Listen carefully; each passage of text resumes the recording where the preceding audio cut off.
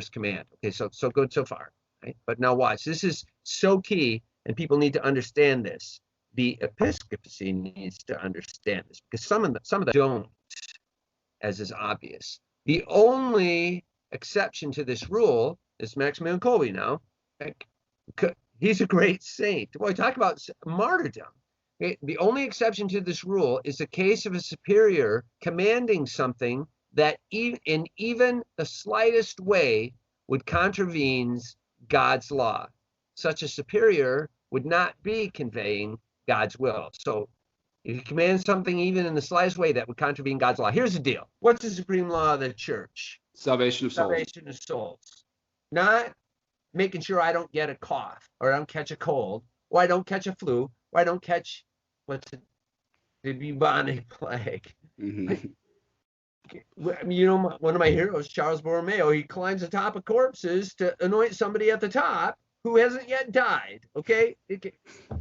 That's our job. Our job is the salvation of souls. Our job is to feed the people, to keep them in a state of grace. It was nothing but an abomination for any shepherd of the church to deny somebody the sacraments of grace, the sacrament of reconciliation, whereby we're brought back into a state of grace, the sacrament of the Holy Eucharist, the body, blood, soul, and divinity, which feeds us and nourishes us and strengthens us to deal with the crazy out there.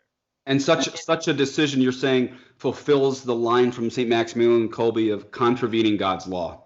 Absolutely. That absolutely contravened God's law. Absolutely. Yeah. They don't not like to hear that. Well, tough.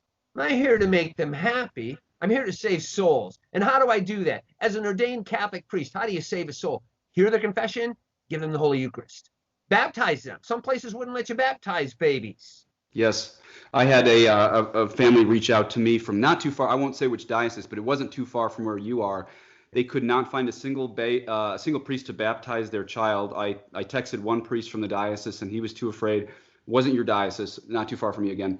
And so I had to walk the dad through a home baptism to get their baby baptized because that diocese would not baptize a baby. Yeah. Isn't that something? How dare any shepherd of the church tell his priests, you shall not baptize, you shall not hear confessions, you shall not distribute Holy Communion.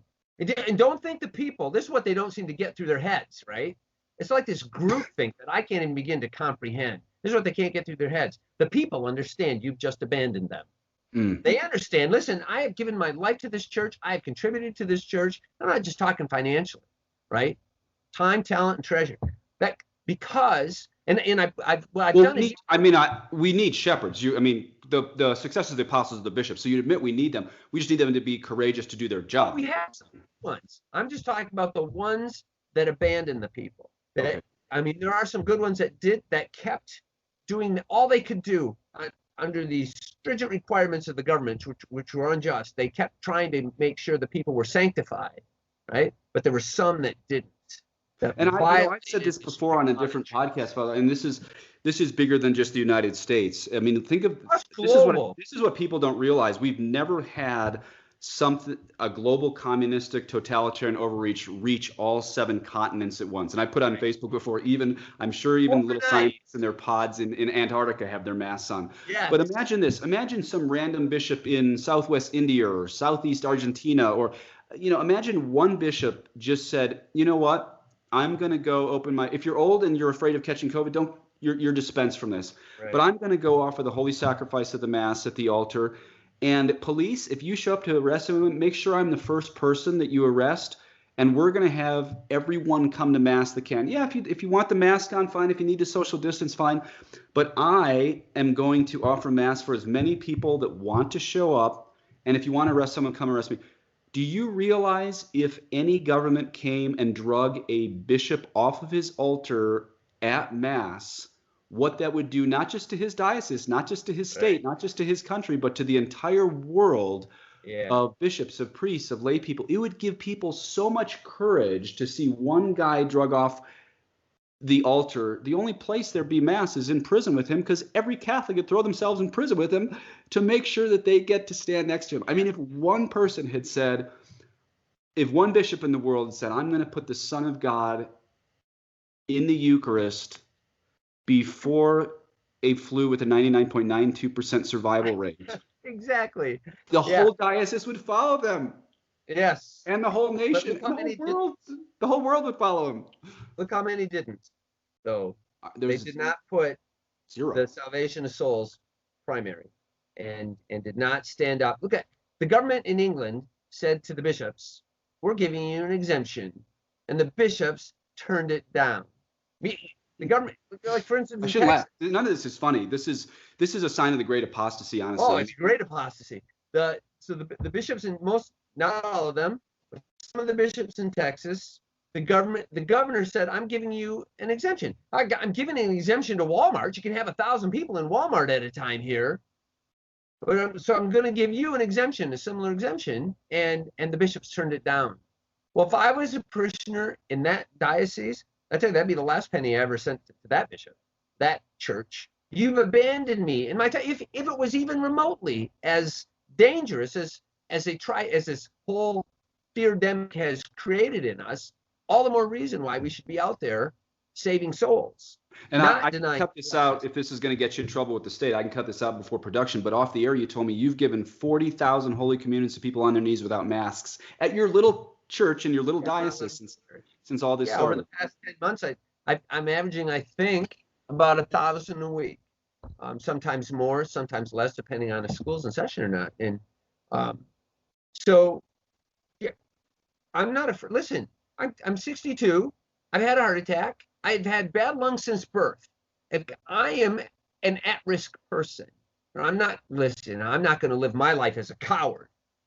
That's right. This is what this really comes down to. I mean, you and I were ordained for one thing. It's the salvation of souls, Now, if you look in, there's a guy named a priest named Holtenhauser from, I think, the 16th or 17th century, and he lined out the 7 ages of the church. And so there's a lot of people that go to the Latin Mass who say we appear to be at the end of the 5th age of the church because there's a mini tribulation and a mini apostasy, which then leads us into an era of peace, which does admittedly line up with Fatima. And then, but that era of peace, I think they say is going to be about 100 years. And then you have the Antichrist, and then you have the end of the world. And a lot of people go to the Latin Mass. Maybe you've never heard of Holtenhauser, but the 7 eras of the church do line up with Fatima. Yeah. However, part of me thinks if this is the small apostasy and the minor apostasy, then what's the major good apostasy? And this is where I'm like you, Father. I think if you look globally at how many Catholics do not have supernatural faith, I think this looks like the great apostasy, not the minor apostasy. What was it when 70% of Catholics no longer believe in the real presence? Whose fault is? Listen, I said to somebody, do you think all the priests believe in it? Do you think all the bishops believe in it? The real presence, the body, blood, soul, and divinity. I said, look at them around the tabernacle, if the tabernacle is even up there. Right? Watch them around there. You're going to know the ones who know who's inside there and those who don't. Yeah. So is it anyone? Listen, 70% don't fall away from believing in the real presence unless there's a certain percentage of the shepherds who also don't believe in the real presence.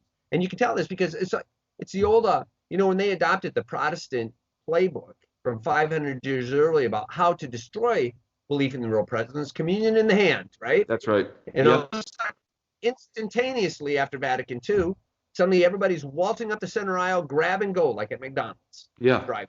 That's so exactly right. That absolutely destroyed belief in the real presence. You know what? Where I knew that we can give thanks to God for the parents that we have, the examples in our life. My mother knew she was receiving Jesus. Listen, I can see it she's 88. Right? When you see her receive Jesus, she knows who she's receiving. Yeah. I was behind her at the communion line, and she approached with tender reception in her hands. That was the only way you could do it, right? Yep. They got rid of all the communion rails. And after she received, she licked the palm of her hand. Now, long before this was even on the horizon. I thought to myself, well, that's pretty hardcore. I know she believes. Yeah. So then I thought, how about if I say this? All you shepherds of the church that think communion in the hand is A-okay. Listen, I spend a great deal of time purifying my fingers, purifying the paten, purifying the ciboria to make sure there are no crumbs, making sure we use a paten to make sure crumbs don't fall on the floor, because we do believe it's the real presence. And I don't know how many times you've seen it. There's crumbs on that paten. And between every mass. between communions, I brush my fingers together over the ciborium because I can feel particles on my finger. So that means there's particles in those people's hands.